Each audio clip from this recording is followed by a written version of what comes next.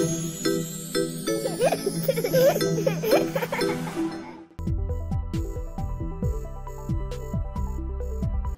Namaskaram. Myself Dr. Rukesh, consultant pediatrician and neonatologist from Paramita Hospitals, Madinagoda branch. So, మనం day by day daily చూస్తుంటాం చాలా మంది పిల్లలు ఆస్తమాతో ఇబ్బంది పడుతూ ఉంటారు అండ్ ఆస్తమా గురించి కొన్ని అపోహలు ఉంటాయి చాలా మంది పేరెంట్స్ లో రకరకాల డౌట్స్ ఉంటాయి. సో ఇవన్నీ క్లియర్ చేయడానికి మనతో పాటు ఈ రోజు ఉన్నారు doctor Anvesh Reddy, pediatric pulmonologist, చిన్నపిల్లల లంగ్ స్పెషలిస్ట్. తిను asthma one of the expert. Over to doctor Anvesh.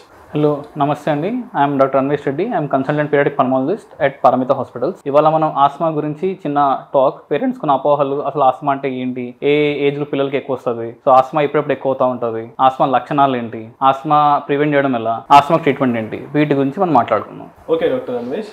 So first question వచ్చేసి అసలు ఆస్తమా అంటే ఏమిటి? అంటే చిన్నపిల్లల్లో ఇప్పుడు చాలా మందికి శ్వాస ఇబ్బందితో వస్తూ ఉంటారు, రికరెంట్ వీజర్స్ ఉంటారు, సీజన్ రాగానే కొంచెం ఇబ్బంది పడుతూ ఉంటారు. వీళ్ళందరిలో మనం ఆస్తమాని ఎప్పుడు లేబుల్ చేస్తాం అని ఒకసారి పేరెంట్స్కి క్లారిటీ. ఓకే, ఆస్మా అనేది ఒక దీర్ఘకాలిక ఊపిరి శ్వాసకోశ ఇబ్బంది. ఆస్మా అనేది మామూలుగా 6 సంవత్సరాల తర్వాత పిల్లలకి డయాగ్నోస్ చేయడానికి స్పైరోమెట్రీ అనే పరికరం ఉంటుంది. చిన్న పిల్లలు చేయలేరు.